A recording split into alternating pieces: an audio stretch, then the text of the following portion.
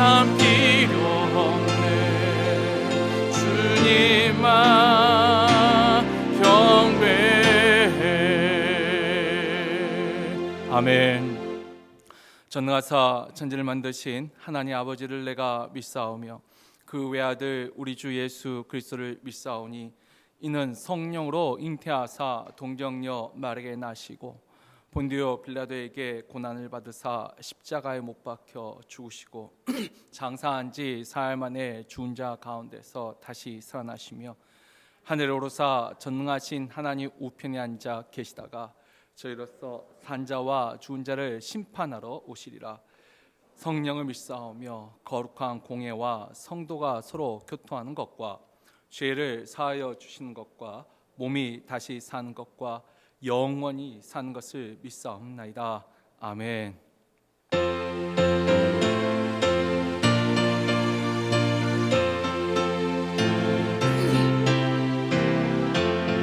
이 몸의 소망 무언가, 이 몸의 소망 무언가, 우리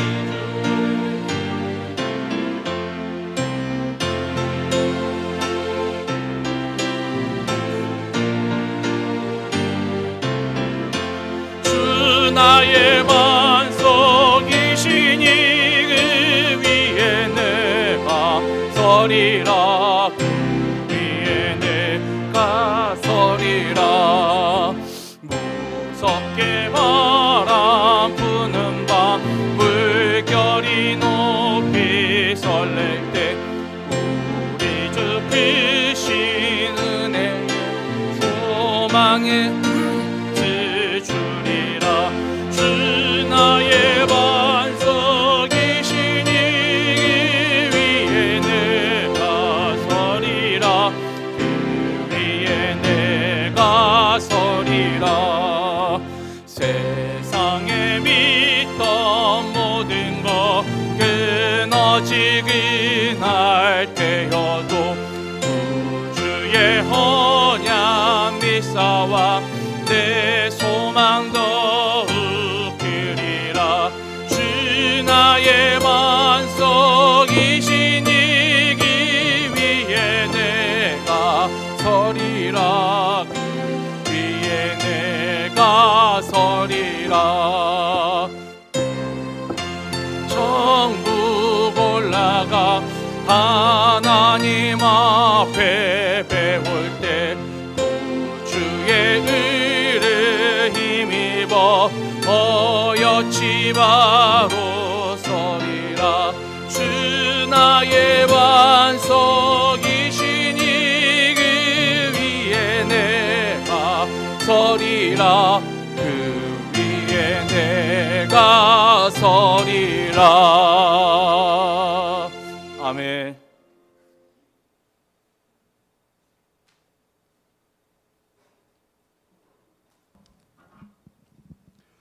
새 노래로 여호와께 찬송하라. 그는 기이한 일을 행하사 그의 오른손과 기이한 팔로 자기를 위하여 구원을 베푸셨음이로다. 여호와께서 그의 구원을 알게 하시며 그의 공의를 문나라의 목전에서 명백히 나타내셨도다. 그가 이스라엘의 집에 베푸신 인자와 성실을 기억하셨으므로 땅끝까지 이르는 모든 것이 우리 하나님의 구원을 보았도다. 온 땅이여 여호와께 즐거이 소리칠지어다. 소리내어 즐거이 노래하며 찬송할지어다. 죽음과 질병의 공포가 위협하는 세상, 잔인과 음란과 거짓이 가득하고 어둠의 권세와 악인이 득세하는 세상, 허무주의와 이기주의가 팽배한 소망이 없는 세상, 문명은 발전하지만 인간성은 점점 더 타락하고 생명의 빛을 발견하기 어려운 죽음의 시대에 살고 있습니다. 하지만 주님은 예수 그리스도를 통해 구원을 베푸셨고 영생을 주셨고 빛 가운데 거하게 하셨으며 성령을 선물로 주셨습니다. 하나님 아버지의 크고 위대하신 사랑과 은혜에 감사와 찬양을 올려드립니다. 주님, 이 시간 세상과 구별됨 없이 살아온 저희의 모든 죄악을 회개하며 주께 고백합니다. 우리 몸으로 하나님께 영광을 돌리지 못한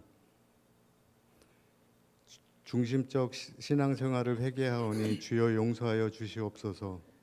우리를 구원하신 주를 위해 생명을 다해 섬기고 어떻게 하면 주를 더욱 사랑할 수 있을까 하는 질문과 함께 믿음이 약해지지 않기를 기도하며 예수님을 영접한 기쁨을 빼앗기지 않기를 기도합니다. 세상과 그리고 선교지에서 예수 그리스도의 승리가 선포되며 하나님만이 영광 받으시기를 기도합니다. 아멘. 너희는 먼저 그 나라와 그 의를 구하라. 그리하면 이 모든 것을 너희에게 더하시라는 주의 말씀에 온 성도가 순종하며 성도님들의 모든 간구와 기도가 신실하게 응답되어지길 기도합니다.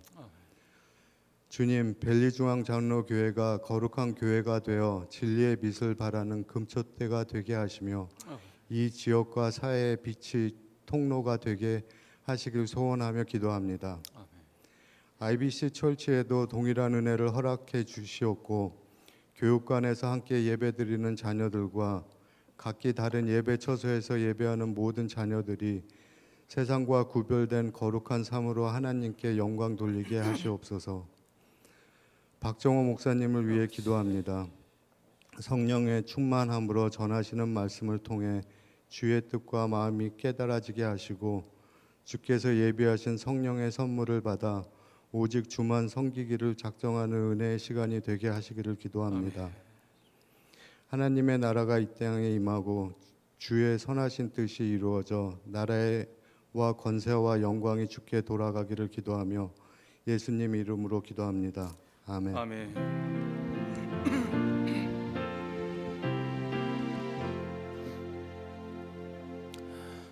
오늘 우리에게 주신 하나님의 말씀 고린도전서 7장 1절로 7절 말씀입니다. 고린도전서 7장 1절에서 7절 말씀, 이 말씀 읽을 때 들려오는 주의 음성을 들을 수 있기를 주의 이름으로 축원합니다. 너희가 쓴 문제에 대하여 말하면 남자가 여자를 가까이 아니함이 좋으나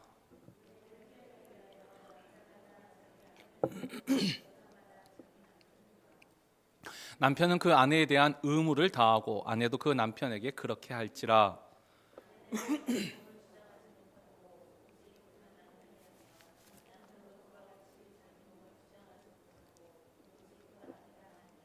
서로 분방하지 말라. 다만 기도할 틈을 얻기 위하여 합의상 얼마 동안은 하되 다시 합하라. 이는 너희가 절제 못함으로 말미암아 사탄이 너희를 시험하지 못하게 하려 함이라. 다 같이. 나는 모든 사람이 나와 같기를 원하노라. 그러나 각각 하나님께 받은 자기의 은사가 있으니 이 사람은 이러하고 저 사람은 저러하니라. 아멘. 잠시 기도하겠습니다. 사랑의 하나님, 감사합니다. 오늘도 우리가 거룩한 날을 구별하여 주님 앞에 예배할 수 있는 이 은혜를 주시니 감사합니다. 우리가 이곳에 서 있음이 주의 은혜임을 고백합니다. 단 하루도 주의 은혜가 아니면 살아갈 수 없는 인생임을 고백합니다. 주께서 우리가 주의 그 전능자의 날개 그늘 아래 피하였사오니 우리를 늘 보호하시고 함께하시고 인도하여 주옵소서. 아버지, 오늘 이 주일 아침에 또 주께서 사랑하시고 88년 동안 함께 동행하신 고 박산주 권사님 주의 나라의 주의 품에 또 안아주시니 아버지 감사합니다. 아버지, 사랑하는 권사님 기도하며 사모했던 거 주님 아시오니 아버지, 이제는 주의 나라에서 평안한 안식을 오늘 이 거룩한 또한 주일에 주의 품에 안아주심을 주님 감사합니다. 아버지, 그러나 남아있는 유족들 슬픔을 주께서 아시오니 위로하여 주옵시고 또 함께 신앙생활했던 믿음의 동력자여 친구였던 이들을 먼저 보낸 또 사랑하는 성도들의 마음도 주께서 위로하여 주옵시고 우리가 이 땅에 소망을 두고 살아가지 아니하고 하나님 나라의 그 영원한 나라의 소망을 두고 살아가고 있사오니 아버지, 그 나라를 통하여 위로를 받게 하여 주옵소서. 또 주님 앞에 귀한 예물을 드리는 손길들마다 이 힘들고 어려운 시기 믿음으로 주님 앞에 드렸습니다. 하나님, 믿음으로 심었사오니 심은 대로 거두게 하옵시되 우리의 손이 늘 베푸는 손이 될지언정 꾸이는 손이 되지 않게 하여 주옵소서. 이제 주의 음성을 듣습니다. 말씀을 들을 때에 깨달아 알 수 있는 영적인 눈과 귀가 열리도록, 또 전한 자의 입술을 주장하사 온전히 주의 마음 같은 말이 전달되도록 성령 하나님 이 시간 함께하여 주옵소서. 감사드리며 예수 그리스도 이름으로 기도합나이다. 아멘. 오늘 우리가 읽었던 이제 고린도전서 7장, 이 7장에는 일단 이 고린도 교회에 있어서 가장 큰 문제가 무엇이었다라고 했죠? 일단 현실적으로 가장 큰 문제는 음행의 문제였습니다. 이 고린도 지역 그 특성상 이 고린도 지역 자체도 음란한데 그것이 이제 교회 안으로까지 이제 스며 들어왔었던 거죠. 자, 거기에 대해서 사도 바울이 크게는 세 가지 권면을 한다 했습니다. 첫 번째 권면은 5장에서 나왔죠.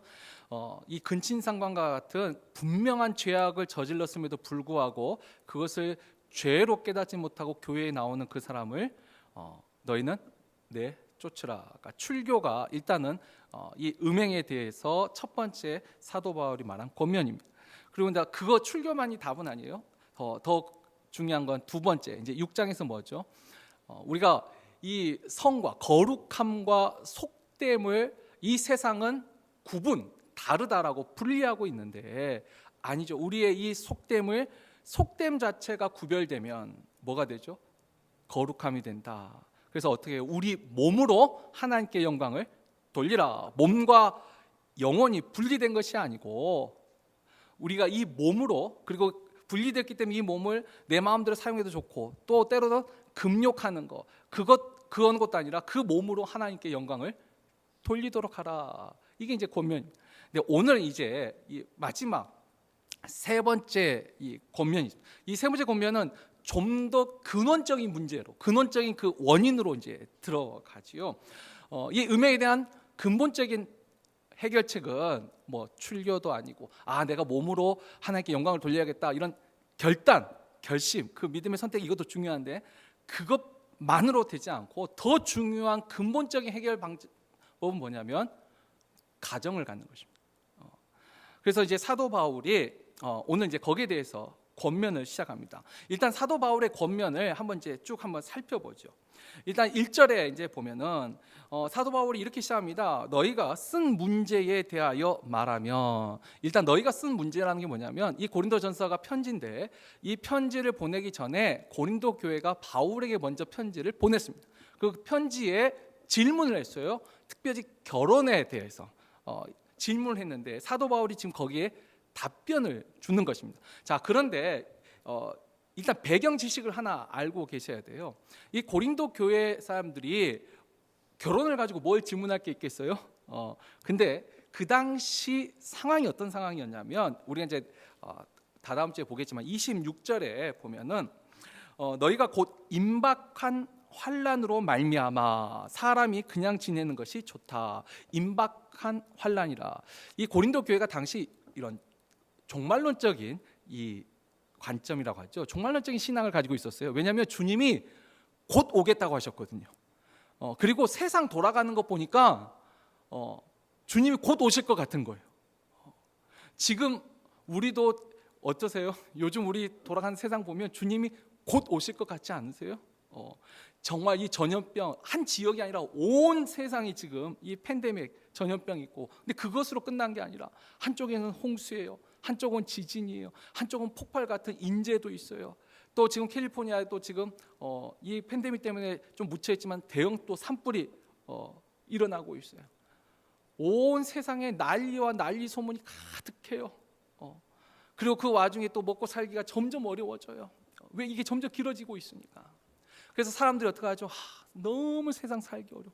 곧 뭔가 세상에 정말 종말이 올 것 같아요. 또 예수 믿는 우리 마음에도 어떤 마음이죠? 주님이 좀 빨리 오셨으면 좋지 않겠어요? 그런 마음 안 드세요? 저는 아직 좀 젊은데도 주님이 빨리 오셨으면 좋겠다라는 생각이 있어요. 자, 고린도 교회가 이 마찬가지예요. 지금 고린도 잘 산 것 같지만 불안해요. 특별히 임박한 환란이라. 이 그리스도인들 입장에서는 이제 이게 곧 이 로마의 기독교 첫 대규모 박해인 로마 네로의 이 네로 황제의 박해가 이제 얼마 안 남았어요. 그러니까 그 분위기가 정말 안 좋은 거예요. 그런 속에서 아까 용지주의도 나타나서 우리가 구원받는 거 그 구원에 대한 영적인 그 지식만 가지면 된다. 그러니까 지금 우리 몸을 이 몸에 대해서 아무 상관이 없다. 이런 말들이 이제 생겨나기 시작한 거죠. 그 가운데 고린도 교인들이 물어본 거예요. 그러면 결혼을 하는 것은 어떻습니까? 지금 상황이 이런데. 그러니까 이 임박한 환란이라는 이 배경하에서 이 질문을 이해를 하셔야 돼요. 그래서 고린도전서 7장 전체의 일단 분위기는 너희가 하지 않는 것이 좋다라는 게 일단은 그 분위기상에서는 맞아요. 왜 환란이 곧 시작되는데 이 결혼하고 시집가고 장가가는 것이 그렇게 좋지 않다. 그래서 나와 같이 이렇게 독신으로 지내는 것이 좋다. 이게 이제 사도 바울의 권면인데, 근데 그 전에 2절에 이제 보면은 사도 바울이 이런 말을 합니다. 음행을 피하기 위하여 남자마다 자기 아내를 두고 여자마다 자기 남편을 두라. 아까 저 임박한 환란이 그죠? 임박한 환란 앞에서 사람들이 두려워요, 불안해요. 그런데 가만히 있는 것이 좋긴 한데, 그렇다고 해서 그 환란 때문에 지금 내가 음행을 하고 있다면, 왜 사람에게는 이런 성적인 정욕이 있는데 그걸 내가 참지 못하고 그것으로 인하여서 내가 범죄할 것 같으면, 오히려 그것보다는, 그렇게 죄를 짓는 것보다는 결혼을 하는 것이 낫다라고 말을 하는 거예요. 그래서 이 음행을 피하기 위하여 각각 남자마다 아내를 두고 여자는 남편을 두라라고 이제 말을 합니다. 그러니까 이게 이제 자칫 잘못 이해하면은 죄 짓는 것보다는 결혼한 것이 낫다, 이렇게 말하는 것 같이 보여요. 또 혹은 결혼 안 하면 죄 짓는 거구나, 이렇게 오해를 하시면 안 돼요. 임박한 환란 앞에서 그래도 우리가 이 음행으로 죄 짓는 것보다는 결혼하는 것이 낫다라고 이제 권면을 하는 것입니다. 자, 그러면서 사도 바울이 이어서 이렇게 말하죠. 이제 3절 그래서 이걸 하나 짚고 넘어가겠네요. 그래서 단지 음행을 피하기 위해서 결혼하라는 것, 이것은 성경의 주된 가르침은 분명히 아닙니다. 성경이 결혼에 대해서, 가정에 대해서 가르치고 있는 가장 중요한 가르침은 이 창세기 2장에 나와 있죠. 하나님이 여자를 창조하시면서 또 가정을 이루면서 하신, 그러니까 종말론적 관점으로 결혼을 보는 게 아니라 이제 창조론적 관점으로 보면, 여러분, 결혼은 분명히 이건 하나님의 축복입니다. 하나님의 은혜입니다. 그리고 결혼은요, 음행을 피하기 위한 결혼이 아니고 남자와 여자가 둘이 한 몸이 되는, 오히려 온전한 인격을 가지게 되는 분명한 하나님의 축복이에요. 여러분, 이걸 분명히 기억하셔야 돼요. 제가 지금 사도 바울의 권면을 음행을 피하기 위하여 결혼하라, 이건 분명히 특별한 상황에서 주는 말씀이고, 성경의 본질적인 가르침은 결혼은 하나님이 인도하신, 축복받은 거예요. 하나님의 은혜예요. 온전한 인격을 누리는 거예요. 그리고 아담이 고백했던 것처럼 저는 내 뼈 중에 뼈요 살 중에 살이라 고백한 것처럼 사랑으로 이루어진 공동체가 바로 결혼입니다. 그래서 우리가 결혼은 분명히 이와 같은 관점에서 봐야 돼요. 그러나 사도 바울의 입장에서 지금 음행을 피하기 위해서 결혼을 하라, 일단 이렇게 권면을 합니다. 그리고 이제 3절 4절 보면 남편은 그 아내에게 의무를 다하고 아내도 그 남편에게 의무를 다하라. 일단 의무를 다하라는 거예요. 그리고 4절에서는 아내는 자기 몸을 주장하지 못한다, 남편도 자기 몸을 주장하지 못한다 할 때, 이 주장하다라는 말이 엑수시아조라는 말이, 이게 뭐냐면 어떤 권세 아래에 두다. 그러니까 이건 권리를 행하다는 거예요. 내가 어떤 권리를 행하다. 그러니까 3절은 의무에 대해서, 4절은 권리에 대해서 말을 합니다. 그러니까 가정 안에 남편과 아내에게 각각의 의무와 권리가 있다. 근데 여기서 일단 의무를 잠시 생각해 보면, 가정에서 남편이 해야 될 의무가 뭐가 있죠? 많이 있습니다. 생각보다. 일단은 우리가 각 자신의 정조를 지킨다 하죠. 순결을 지키는 거, 배우자에 대해서 순결을 지키는 그것도 의무요. 또 부양의 의무도 있죠. 먹여 살려야 되죠. 또 여자 입장에서는 가정을 돌보는 가사에, 이것도 의무죠. 남자 여자 다 동일하게 다 해당될 수 있어요. 그러나 지금 현재 사도 바울이 말하는 의무에서는 일단 성적인 의무, 몸에 관한 의무가 지금 일단 주된 의무를 말하고 있습니다. 왜? 음행과 관련해서 이 의무를 말하고 있기 때문에. 그래서 일단 또 4절에 보면은 이 사도 바울이 그와 같이 가정 안에서 성적인 남편과 아내 의무를 또 다하고, 또 의무를 다할 뿐만 아니라 이 아내는 자기 몸을 주장하지 못하고 오직 그 남편이 하며, 이게 이제 주장하다라는 표현이 조금 어려운데, 이것을 공동 번역, 더 쉬운 번역을 하냐면 이렇게 되죠. 아내는 자기 몸을 자기 마음대로 할 수 없고 오직 남편에게 맡겨야 하며, 또 남편도 자기 마음대로 자기 몸을 할 수 없고 아내에게 자기 몸을 맡겨야 한다라는 말이에요. 그러니까 내 몸을 내 마음대로 하는 것이 아니고 배우자에게 그 권리를 맡겨야 한다라고 말을 합니다. 그리고 5절에 이제 권면은 그리고 너희가 서로 분방하자. 방을 나누지 말라. 별거하지 말라. 그리고 혹시 분방하더라도 언제요? 기도할 틈을 얻기 위하여 합의상, 그것도 짧은 기간 얼마 동안만 하되 곧 다시 합하라. 왜냐하면 사탄이 너희를 시험하지 못하도록. 그러니까 쉽게 말하면 이런 거죠. 기도하기 위하여 합의상 얼마 동안의 분방은 또 허락을 해주고 있습니다. 이건 뭐죠? 이제 경건 생활을 위하여, 경건을 위하여 또 중요한 건 합의를 해야 돼요. 나 혼자 나 지금 작전 기도 중인데 어딜 나한테 다가와. 그래서 어떻게 해요? 내가 지금 기도 작전인데 남편이 여보하고 괜히 친근하게 부르면 사탄아 물러날지어다. 막 이러면 안 된다는 거예요. 중요한 건 합의를 해야 돼요. 합의를. 자, 그리고 이제 마지막 6절 이제 7절을 보면, 그러나 내가 이 말을 한 것은 허락이요 명령이 아니라. 허락이란 말이 신그노메라는 말, 이건 충고하다는 말이에요. 그래서 공동번역 세번역은 내가 이렇게 충고합니다. 그리고 이것은 명령, 계명이 아니에요. 반드시 지켜야 될 것은 아니라고 말합니다. 사도 바울은 자신의 권명과 주님의 명령을 분명히 구분합니다. 명령 같은 경우는 이제 그 밑에 10절에도 나오지만 하나님 앞에서 합하였으면 나누지 말라. 주님이 말씀하신 거. 그리고 정말 주님이 말씀하신 진짜 계명은 뭐죠? 남자와 여자가 둘이 한 몸이 되어 온전한 몸을 이룰 것이다. 아까 창조론적 감점이 이건 명령이에요. 이게 주님의 진짜 뜻이에요. 지금 사도 바울의 지금 이 말은 충고예요. 권면이에요. 그걸 좀 구분하셔야 됩니다. 그래서 결론적으로는 7절에 말을 하지요. 나는 모든 사람이 나와 같기를 원하노라. 여기서 사도 바울은 자신이 독신이에요. 그러니까 모든 사람이 다 나처럼 결혼하기를 자기는 원한다는 거예요. 그러나 각각 하나님께 받은 자기 은사가 있으니 이 사람은 이러하고 저 사람은 저러하니라. 그러니까 각각 자기 은사대로 하라는 거예요. 그러니까 내 안에 어떤 그런 성적인 욕망이나 이런 것이 일어나지 않으면, 하나님이 주신 은사가 있으면 결혼하지 않는 것도 좋아요. 그러나 나이가 여전히 그리우면 결혼하는 것도 좋다라고 말하는 것입니다. 자, 여기까지 사도 바울의 권면을 이제 제가 쭉 그냥 말씀드렸어요. 고린도 교회의 질문에 환란이 임박했기 때문에 혼자 있는 것이 좋지만, 그러나 그 짧은 기간이라도 음행을 통해서 범죄하는 것보다는 결혼하는 것이 더 낫습니다. 그리고 결혼을 하면은 각자 남편과 아내의 의무와 권리를 행하십시오. 그리고 경건을 위하여서 잠시 합의상 떨어져 있을 수는 있지만 그래도 늘 함께 하십시오라고 이제 권면을 합니다. 자, 근데 이 권면을 이제 우리가 조금 더 깊게 좀 살펴봤으면 좋겠습니다. 사도 바울의 이 권면을 음행을 피하기 위하여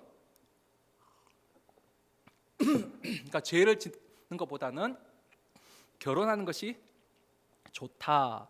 단순하게 이렇게만 생각하면 안 돼요. 여러분, 일단 한번 생각해 보죠. 결혼하면, 가정을 이루면 죄를 안 지은가요? 그러니까 가정이 없는 사람만 음행을 하고 음란에 빠지고 죄를 짓나요? 여러분, 결혼을 했어도 죄를 지을 수 있습니다. 중요한 것은 단순히 가정을 이루었다, 결혼을 했다라는 게 중요한 것이 아니고, 거룩을 위한 가정이 되려면, 거룩한 가정이 되려면 더 중요한 건, 결혼 자체보다 더 중요한 건 뭐죠? 일단 두 가지를 제가 먼저 말씀드리고 싶어요. 하나는 오늘 우리가 읽었던 그 본문 3절, 4절을 잘 생각해 보시면 사도 바울은 각각 남편이나 아내나 의무를 다하라. 그리고 그 권리를 어떻게 하라고 했어요? 상대방에게 주라라고 말하고 있어요.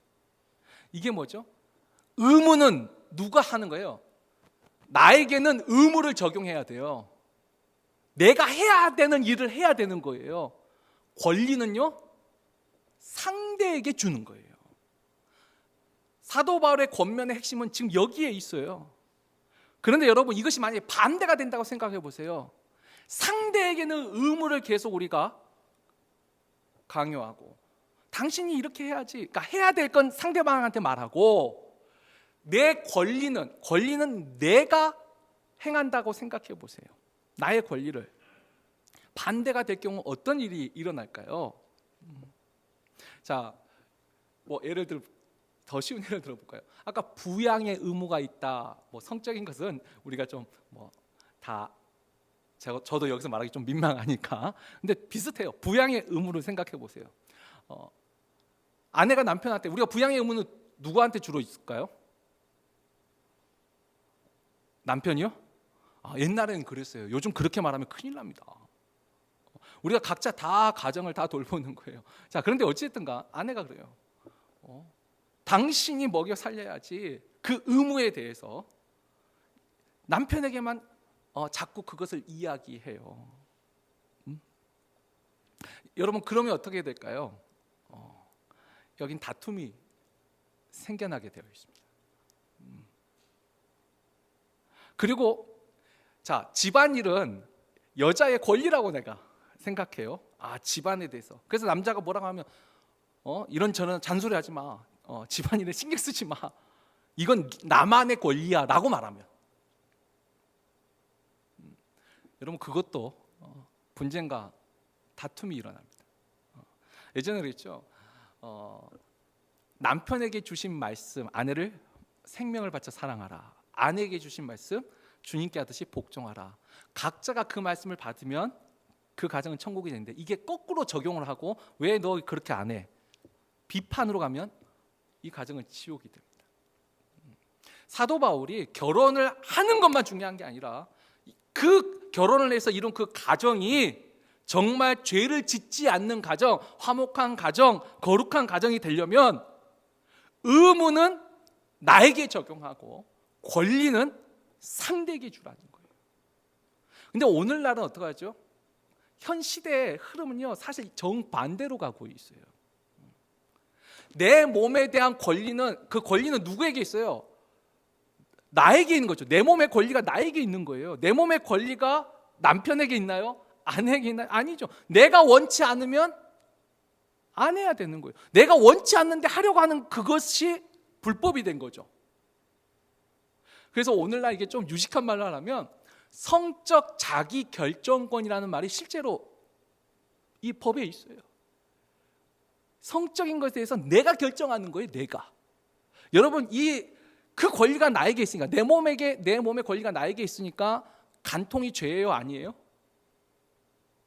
아니에요, 죄가. 내 몸의 권리가 나에게 있는데 내가 그 권리를 사용한 거예요. 내 몸의 권리가 남편에게 있을 때 간통이 죄가 되는 거죠. 내 몸의 권리가 나에게 있으니까 죄가 아닌 거예요. 그리고 아까 했죠. 결혼을 하면 의무를 해야 돼요. 근데 사람들이 의무를 지기를 싫어하는 거예요. 의무는 상대방이 지면 좋아요. 나 먹여 살리고 나 놀러 다닐 때 열심히 일해가지고 돈만 대주면 최고의 남편. 그래서 옛날에 그런 말이 있잖아요. 젊은 애들. 제일 좋은 남편감이 뭐예요? 돈 많고 명 짧은 남자. 이게 젊은 사람들이 하는 말이에요. 돈은 많은데 명 짧은 남자. 얼마나 기가 막혀.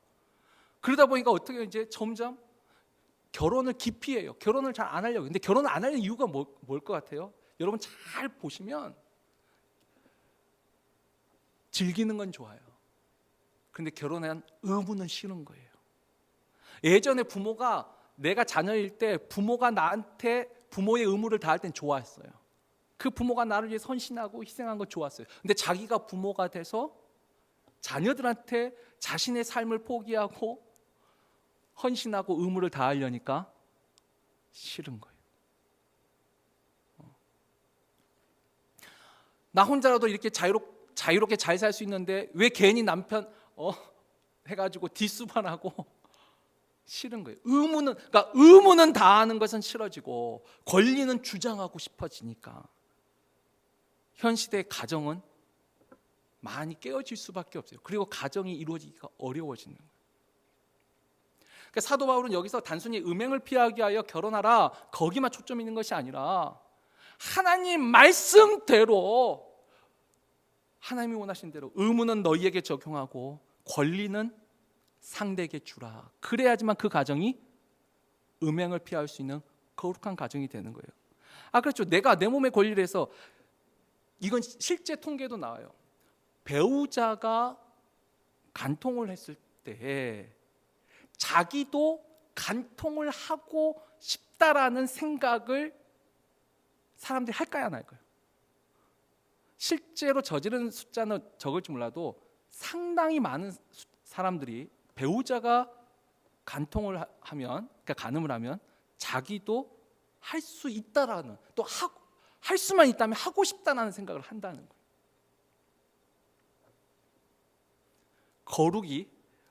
거룩을 지키기 위한 가정이 아니고 오히려 그 거룩이 무너지는 가정이 될 수도 있다라는 거예요.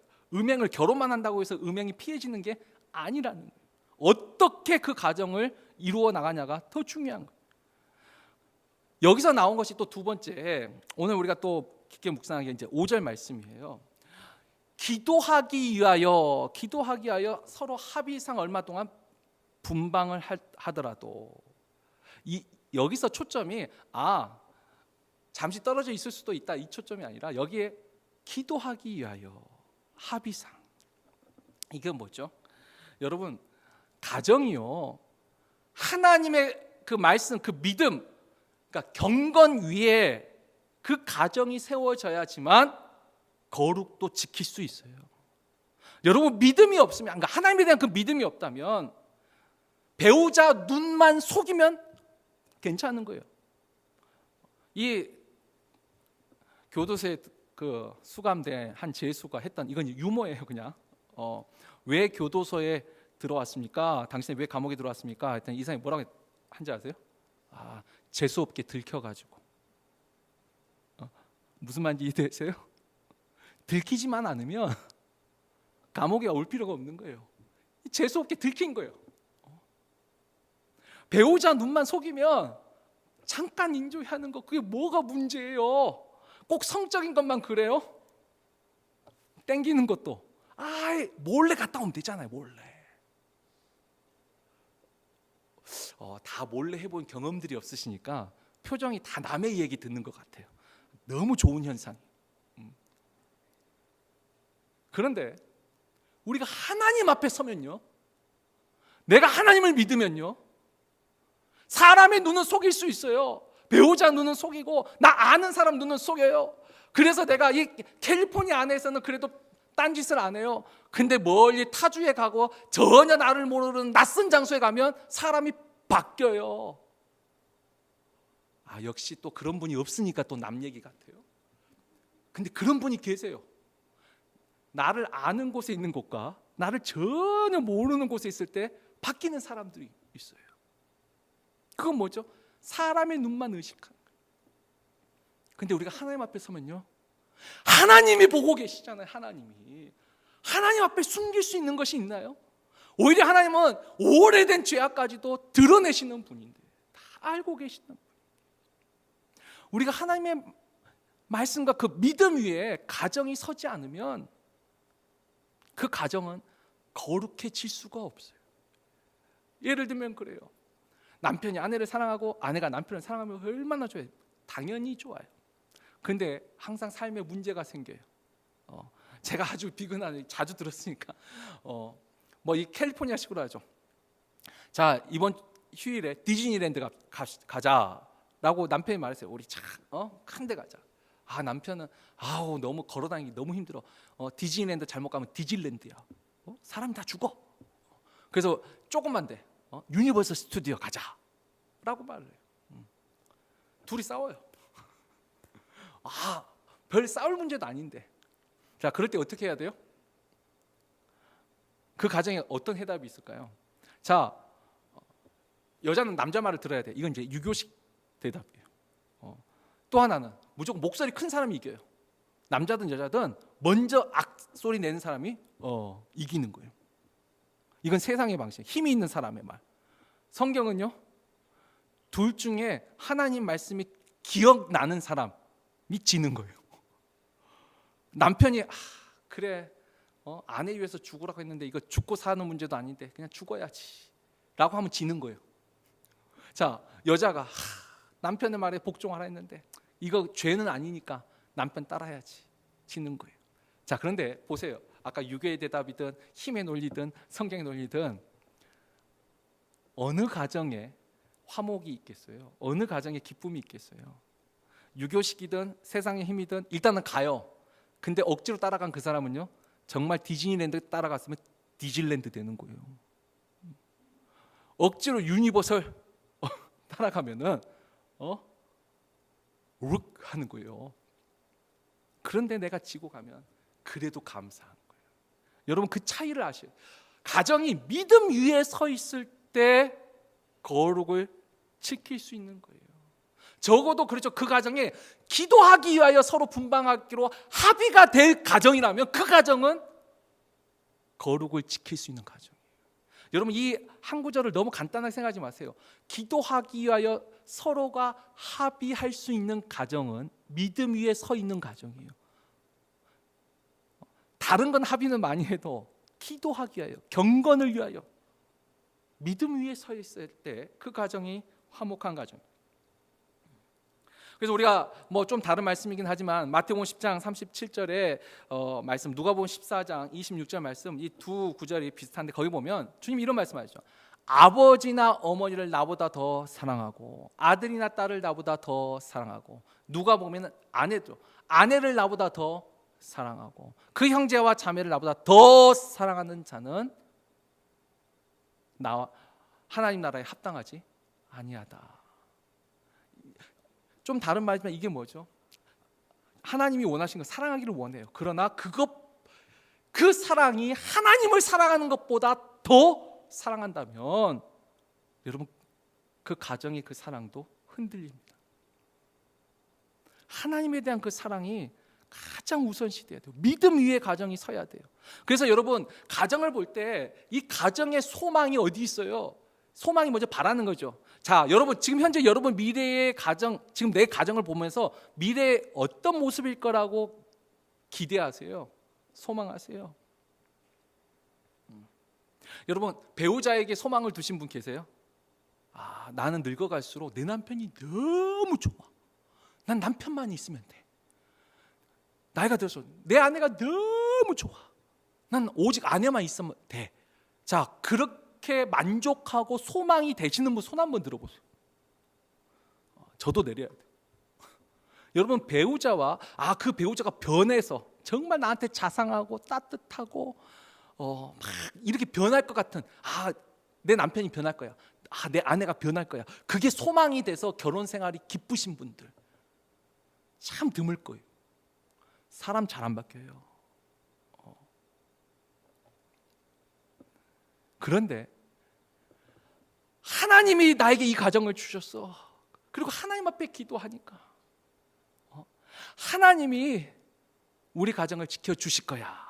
그러니까 남편이 내 가정을 지키는 것도 아니고 아내가 내 가정을 지키는 게 아니라 하나님이 내 가정을 지켜주실 것이야.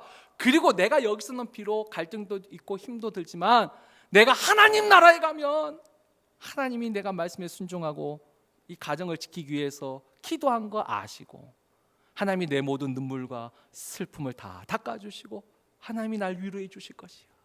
하나님 나라에 대한 소망, 하나님 나라, 죽어서 가는 하나님 나라뿐만 아니라 이 땅에서도 하나님이 우리 가정을 지켜주실 것이야. 그리고 그 영원한 하나님 나라에 나를 안아주실 것이야.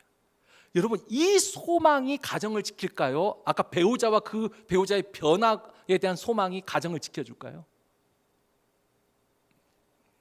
배우자와 그의 변화에 소망을 두는 가정이 그래서 많이 깨어집니다.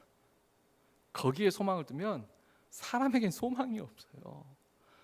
절대 안 바뀝니다. 목사님 저는 뭐 제가 다른 가정 예를 안 들게요. 우리 가정 예를 들어서 저는 많이 바뀌었냐고 물어보세요. 아내한테. 별로 좋은 대답을 못 들을 거예요. 벌써 지금부터 확 비웃잖아요. 근데 제 딴은 정말 많이 바뀐 거예요. 제 딴에는 하나님 말씀 붙잡고 사니까. 그래도 궁극적인 소망을 하나님께 둬야 돼요. 믿음 위의 가정이 서야지만 거룩을 지킬 수 있어요. 그래서 사도 바울의 이 권면을 음행을 피하기 위하여 가정을 이루라, 그것으로 끝나면 안 돼요. 가정을 이루었으면 의무는 나에게 적용하고 너의 몸의 권리는 배우의 자에게 맡기라. 여러분, 이것도 굉장히 어려운 순종이에요. 정말 어려운 순종이에요. 그리고 하나님을 붙잡고 다른 것 때문이 아니라 기도하기 위하여 서로 합의할 수 있을 정도의 그 믿음 위에 가정을 세우라. 이게 사도 바울의 또한 진정한 권면이에요. 근데 여기서 제가 이 말씀을 또 묵상하면서, 또 전체 말씀 묵상하면서 또 여기서 제가 또 한 조금만 더 깊게 들어가 보죠.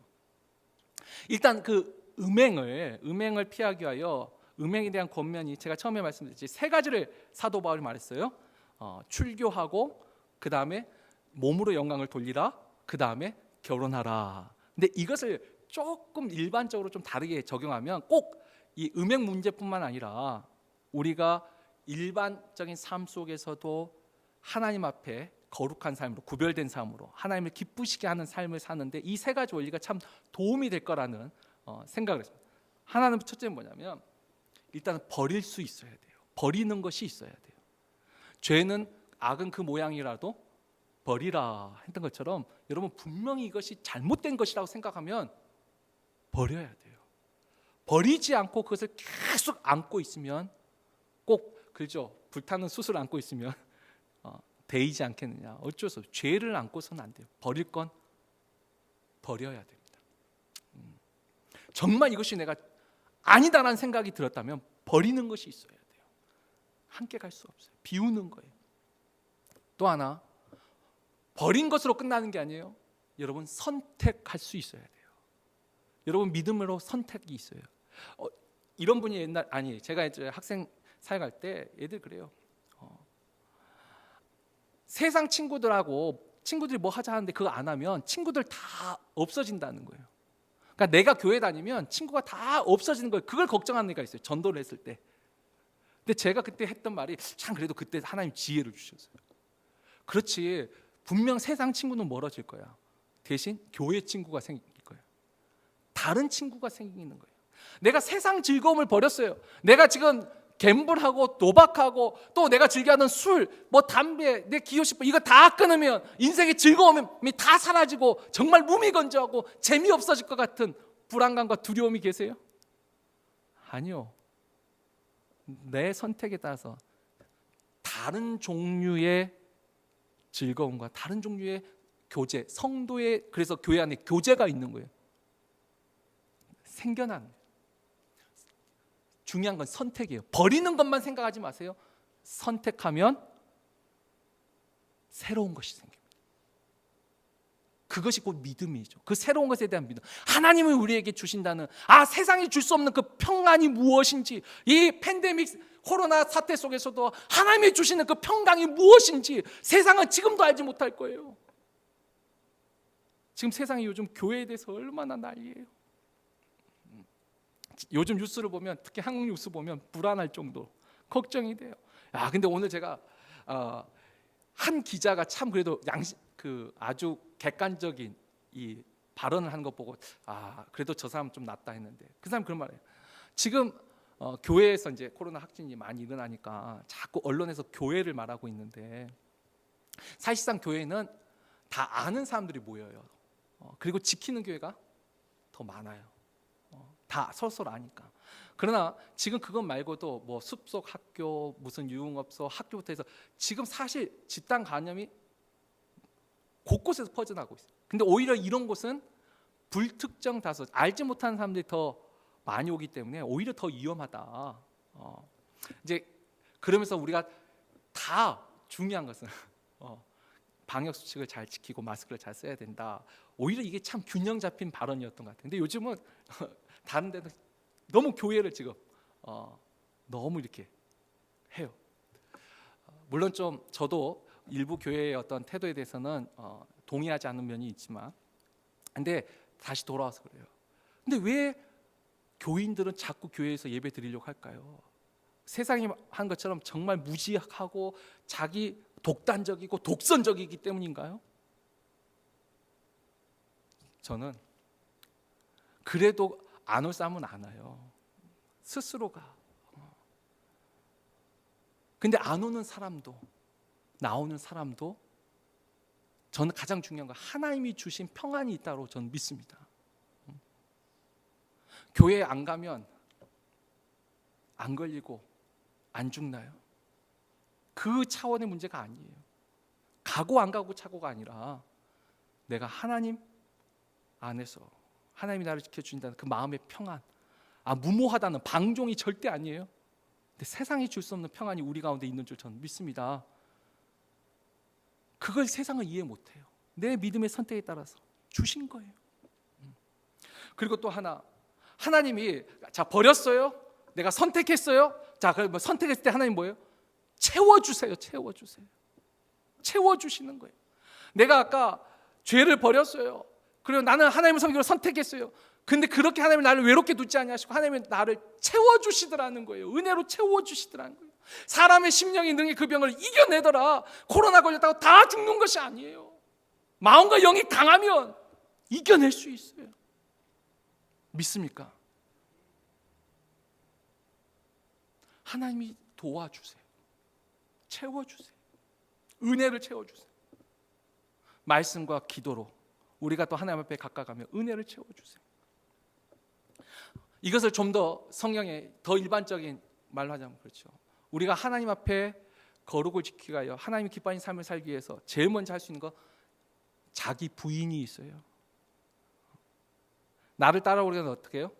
자기를 부인하고 자기 십자가를 지고 오라. 여러분, 내 안에 있는 것 중에 내가 버려야 되는 걸 한번 생각해 보세요. 나는 지금 무엇을 버려야 되는가? 내가 좋아하는 것, 이것만은 포기할 수 없어 움켜쥐는 것이 있나요? 또 나는 염려와 불안과 근심 걱정에 사로잡혀 있나요? 염려하지 마라. 내일 일은 내일 염려할 것이요. 주님의 그 말씀 붙잡고 버릴 수 있는 거 버리세요. 내 감정을 버려야 돼요. 나의 지식과 경험도 때로는 버려야 돼요. 하나님 앞에 가까이 나아가기 위해서 버려야 돼요. 그리고 분명히 믿음으로 선택하세요. 말씀을 붙잡고 선택하세요. 그리고 하나님의 말씀과 기도를 채우세요. 그러면 하나님도 은혜로, 때를 따라 돕는 은혜로 우리를 채워주실 것입니다. 세상 끝날까지 주님이 우리와 함께 하시겠다고 약속하셨어요. 마지막 가는 순간까지 주님이 우리와 함께 하십니다. 여러분, 그것으로 우리 마음을 채우세요. 그리고 두 번째, 오늘 이제 그래도 음행에 관한 문제, 그래서 가정에 대한 그 권면에서 저는 사도 바울의 권면을 조금은 다르게 여러분에게 해석하고 다시 권면하고 싶습니다.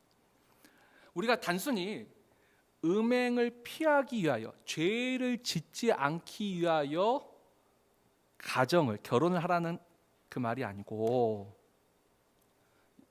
거룩한 가정이 되면 음행을 피할 수 있다는 거예요. 더 중요한 포인트는 여기, 거룩한 가정이 되면, 그러니까 거룩을 위한 가정보다는 거룩한 가정이 훨씬 더 적극적이고 훨씬 더 풍성하더라는 것이죠. 저는 여러분에게 이렇게 말씀드리고 싶어요. 단지 음행을 피하기 위한, 죄를 짓지 않기 위한 가정이라면 그것밖에 없지만, 내가 하나님 앞에 믿음 위에 서고 거룩한 가정이 되면 하나님 우리에게 어떤 은혜를 주실까요? 그 가정에 베푸시는 은혜가 뭐예요? 우리가 시편 128편에도 나왔지만 화목을 이룰 거예요. 단순히 죄를 안 짓는 그 차원이 아니라 가정이 화목할 거예요. 서로 사랑할 거예요. 서로 위로할 거예요. 서로 격려할 거예요. 자녀들을 보면서 소망이 생길 거예요. 남편을 보면서도 기쁨이 있을 거예요. 아내를 보면서도 기쁨이 있을 거예요. 사랑이 있을 거예요. 여러분, 이 풍성한 것을 보세요. 우리가 지금 교회에서 예배를 드려요. 교회에서 예배 드리는 거, 그래도 내가 일주일에 한 번 하나님께 예배 드려야 되지, 그런 의무로 생각하고 그래도 일주일에 한 번 교회 가야지, 그것만 있다면 죄송해요, 좀 약간 슬퍼지네요. 내가 하나님 앞에 예배 드리는 이걸로 인하여서 하나님이 나에게 은혜를 주시는 거예요. 채워주시는 거예요. 또 한 주간 세상에 나가서 살 때 불안하지 않을 거예요. 염려, 두려움에 빠지지 않을 거예요. 조심하지 말라는 게 아니라 두려움과 불안에 사로잡히지 않을 거예요. 그것만 있을 거예요? 아니요. 하나님이 내가 하는 이 손으로 하는 일에 복을 주실 거라고 저는 믿습니다. 여러분, 채워놓고 가는 거예요. 채워야 돼요. 단순히 부인하고 교회 와서 예배 한 번 예배 드리는 그게 아니라 내가 이 예배를 드린 것으로 인하여 하나님이 나의 막힌 문제도 해결해 주실 것이고, 하나님이 나의 몸도 지켜주실 것이고, 내 가정도 지켜주실 것이고, 내 안에 또 내 가정 안에 사랑과 화목과 기쁨과 평안으로 채워주실 것이라. 여러분, 그걸 바라보세요. 그 믿음을 바라보세요. 결혼은 해도 후에 안 해도 후에, 이런 관점으로 보는 게 아니라 하나님이 기뻐하시는 말씀대로 결혼하면 여러분, 그것은 축복이요, 은혜요, 복이라는 거예요. 여러분, 그렇게 생각하셔야지 남편이 뭐예요? 왼수가 되지 않고 나와 함께 생명의 유업을 같이 받는 귀한 사람이 되는 거예요. 아내도 마찬가지고. 말씀을 맺습니다. 저는 이 사도 바울이 이 특별한 상황 속에서 말한 단순히 죄를 짓지 않기 위한 그런 결혼이 아니고, 정말 하나님의 말씀에 순종하고 그 믿음으로 가정을 이룰 때 그 가정에 주시는 그 은혜, 그 축복, 그 안에 음행을 짓지 않는 것도 당연한 거예요. 내가 말씀에 순종하는데 당연히 죄를, 딴 여자가 보이겠어요? 딴 남자가 보이겠어요? 보이시나 봐. 표정이 별로. 여러분, 다시 말해요. 말씀으로 거룩한 가정, 구별된 가정이에요. 거룩한, 너무 어렵게 생각하지 마세요. 거룩이라는 단어가 너무 어려우니까 구별된, 말씀에 순종하는 가정이 되면 하나님은 당연히 죄를 짓지 않게 할 뿐만 아니라 더 우리가 상상도 못할 가정을 통해 주시는 은혜가 있음을 기억하시고, 그 은혜로 채움을 통하여서 거룩한 가정이 되는 우리 모두가 되기를 주의 이름으로 축원합니다. 우리 말씀 붙잡고 한번 기도하죠. 아직 거룩한 가정으로 아직 주님이 채워주지 않았다면 여러분, 거룩을 위한 가정부터 시작하십시오. 내가 그래 거룩하기 위하여서 말씀에 순종해야겠다고 결단하고 그 말씀 붙잡고 기도해 보십시오. 그러면 거룩한 가정이 될 것이고, 거룩한 가정이 되면 하나님은 이 세상이 알 수 없는 평강과 화목과 사랑과 기쁨과 그 안에 풍성한 하나님의 은혜를 채워주실 거예요. 저는 믿습니다. 오늘 이 말씀대로 하나님, 우리 가정이 거룩해지게 해주시고 또한 거룩한 가정이 되어 하나님의 주신 은혜를 받는 풍성한 가정 되게 해달라고 우리 주여 3번 부르짖고 우리 한번 다 같이 기도하도록 하겠습니다. 주여, 주여, 주여. 아버지, 말씀에 순종하지 아니할 때 원망과 불평과 너 탓이라 남 탓과 이 탓함 속에서 분쟁과 다툼과 미움과 원망이 가득한, 또 그와 같은 분쟁이 생겨나는 가정이 아니라 정말 믿음 위에 굳건히 있어서 말씀에 순종할 때에 하나님이 그 가정에 부어주시는 그 은혜를 채움으로 말미암아 자연스럽게 죄를 멀리하고 자연스럽게 하나님이 주신 그 은혜에 감사하며 기쁨과 감사와 화목함으로 우리의 가정을 이루게 하여 주옵소서. 오늘날 세상은 정반대로 가고 있습니다. 하나님이 말씀하시는 것과 정반대로 가면서 오히려 더 가정은 붕괴되고 다툼이 많아졌습니다. 불평과 원망은 더 많아졌고 시기와 미움은 더 많아졌고 질시와 아버지 분쟁은 더 많아졌습니다. 아버지, 오늘날 이 코로나로 인하여 이 세상의 변화 속에서도 우리가 이것을 느낍니다. 사람들의 사랑이 많이 식어졌습니다. 어쩔 수 없습니다.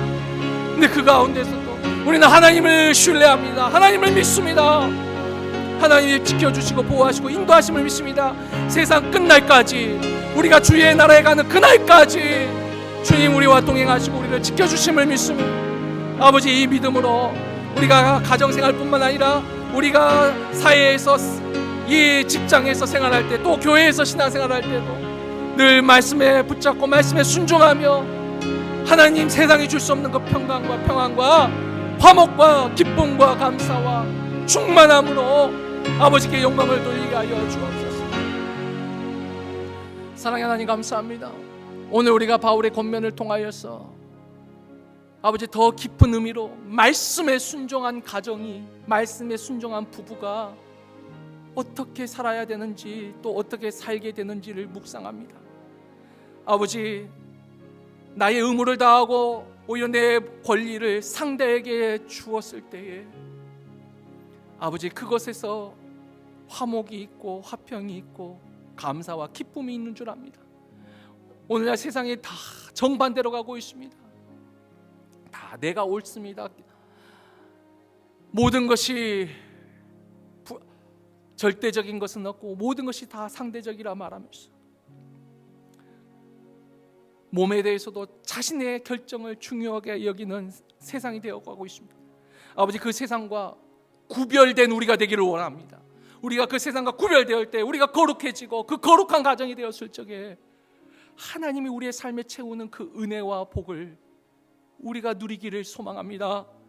세상이 줄 수 없는 평강과 하나님이 주신 때를 따라 돕는 은혜가 우리의 삶에 충만하여 늘 난 여호와로 말미암아 즐거워하며 내 구원의 하나님으로 말미암아 기뻐하리로다 고백했던 하박국처럼 늘 우리의 삶 속에 기쁨과 감사와 평강이 넘치게 하여 주옵시고 우리의 마음의 중심이 자루나 우루나 치우치지 않게 하여 주옵소서. 코로나로 인하여서 또 여러 가지 자연재해와 여러 가지 사건 사고로 인하여서 너무 힘든 세상 속에 살고 있습니다. 그러나 그 속에서도 말씀에 순종하고 기도하고 있는 주의 백성들, 그 이마에 인치신 백성들을 주께서 보호하시고 지키신다 약속하신 그 말씀을 우리가 신뢰하오니 그 믿음대로 이루어 주옵시고 그걸 통해 오직 홀로 계신 하나님 홀로 영광받아 주옵소서. 우리를 위하여 영광 받으실 하나님을 또한 찬양하옵고 이 모든 말씀 우리 주 예수 그리스도 이름으로 기도합나이다. 아멘.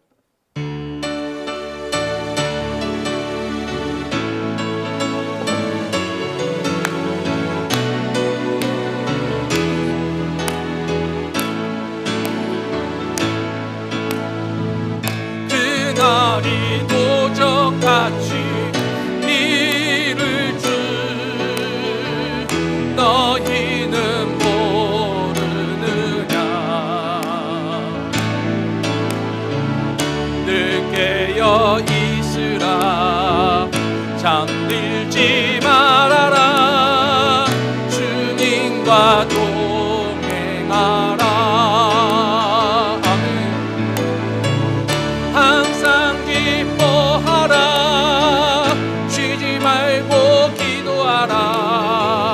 범사에 감사하라.